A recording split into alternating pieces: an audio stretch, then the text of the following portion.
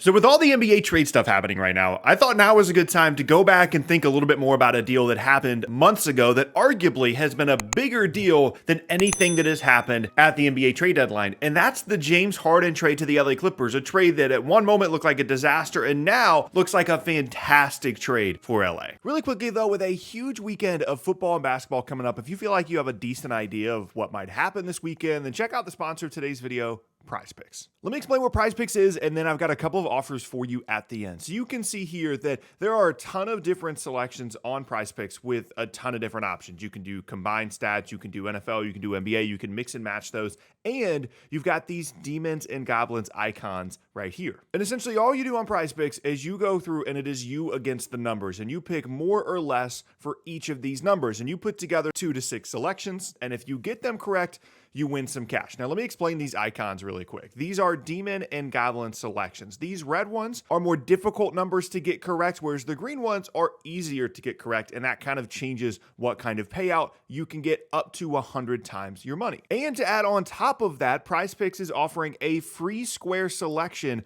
for Christian McCaffrey. If he gets a single rushing yard this weekend, then he is a free square selection for you. So essentially, they're giving you one free selection. And on top of that, you can also get a 100% deposit match up to $100 when you click the link in the description and use code SPORTING on Prize Picks right now. So you've got Demons and Goblins offers, you've got Christian McCaffrey offers with the free square, and you've got the 100% deposit match up to $100 when you click the link in the description. A ton of stuff going on Prize Picks right now. So if you've never done it before, this weekend is a great time to get started with Prize Picks, and thank you again to Prize Picks for sponsoring this video. Now, before we talk about kind of what we've learned over the last few months once the Clippers really started to get going, and they've been arguably one of the best teams in the entire league once they finally got things going, once they made the James Harden trade, it's important to go back to at the time of the trade, because the Clippers started the year pre-James Harden trade really, really well. They looked like one of the best teams in the conference. Kawhi and PG were both healthy. It felt like a different kind of Clippers team, one that we were actually going to be having potentially, conference finals or finals conversations about. And the Harden stuff was always floating around, but we didn't know if it was ever actually going to happen. It was a very difficult trade to make happen, and ultimately Philadelphia kind of had their hand forced by the fact that they just needed to move on from the situation and start focusing on how they could rebuild their roster post-Harden trade. And remember, when the Clippers made the Harden trade, they were terrible. They could not win a game. They didn't look right. There was no chemistry. It's very, very difficult to integrate a player like James Harden into your team in the middle of the year if, like the Clippers do, you have potential conference finals or finals aspirations. And through the first 10 or so games, we saw that. They were terrible. And then all of a sudden, they were able to figure it out. There's a couple of different things that happened here, because when I talk about the deal initially on this channel as well as on some other channels, the main point that I made that Harden trade make sense in the first place, because a lot of times we have star trades around the NBA and it's just about adding star power. It's just about, we need our big 2, we need our big 3, and fit isn't really something that is thought about, or need isn't really something that is thought about. But the only reason that I kind of liked the Harden trade at the time for the Clippers was because Harden was exactly the kind of guy, at least offensively, that they had needed for the entirety of the Kawhi and Paul George era. They needed a playmaker, they needed a facilitator, they needed a connecting piece, someone that was going to get everyone involved. Because as good as both Kawhi and PG are as two-way wings, neither of them are elite playmakers. Neither of them are guys you can just give the ball to every time down the floor. They're much better at attacking in mismatches, off of closeouts, and in isolation, whereas Harden is this facilitating,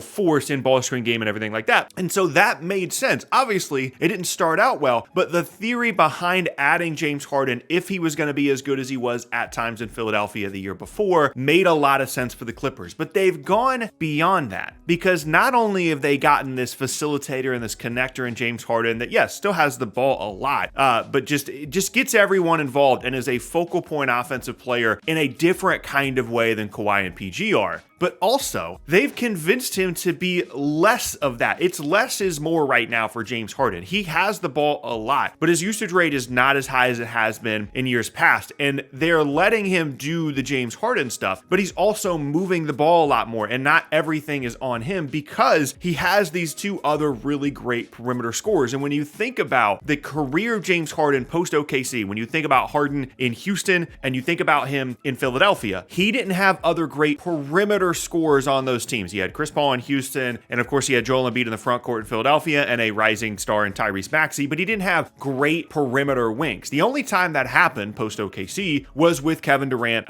in Brooklyn, and then obviously Kyrie Irving there as well. But he's never had these two kinds of players alongside him where he can facilitate and kick it out to two other guys that are also great individual scorers. And it's allowed them to have his usage rate be lower, yet be more effective even at times that he was last year in Philadelphia in those moments where he does have the ball a ton. And then when it really comes down to it, if they need a bucket, they can go Kawhi ISO, they can go PG ISO, or they can go with James Harden ball screen action. And that just adds an option to the Clippers that with the roster they had before did not exist. They had a ton of versatility because they had all these different wings and guys like Batum that were really good for them, but they didn't have a backcourt player like James Harden, and they haven't had that guy the entire time that they've had Kawhi and PG. And one of the main reasons why they've been so good is because they now have that piece in place. And to the benefit of Harden, they also have a defensive infrastructure that can insulate him from really having to do anything at all defensively. They have depth and size in the front court. Of course, they still have great defensive wings, whether it be the starters or off the bench. And defensively, they are able to be one of the better teams in the league. Ty Lue is one of the better defensive coaches in the league. And they also have this weirdly cohesive offensive unit where it isn't just Harden doing everything, and it isn't just isolation basketball with Kawhi and PG, which those are kind of the two styles they attempt to meld together with this trio. They've created some other version of that where the ball moves around and everybody's getting shots, and sometimes it's Harden and sometimes it's isolation. And it is just, I actually kind of can't believe it when I watch Clippers games, just how good they are. And to this point, as of this recording, it has been a massive success for the Clippers, because even in how good they were pre-Harden trade at the beginning of the year, it's unlikely that would have sustained without this kind of backcourt presence with the roster they had before. A huge win for the Clippers. However, when you think about moving forward through the rest of the year as well as into the offseason is when some of the concerns start to come up. Now, the Clippers have extended Kawhi. They're working on an extension with Paul George as well. That was something that was kind of up in the air before the year, but now the vibes are much better and they're willing to commit some money to these guys. Obviously, the important thing right now for the Clippers is that both of them, knock on wood, have been healthy the entire year, which is fantastic for them, and they've looked really good. Kawhi more specifically has looked unbelievable, especially, still at times defensively. And those guys have to stay healthy. There's no scenario in which the Clippers are going to make the conference finals or the finals if they don't have Harden,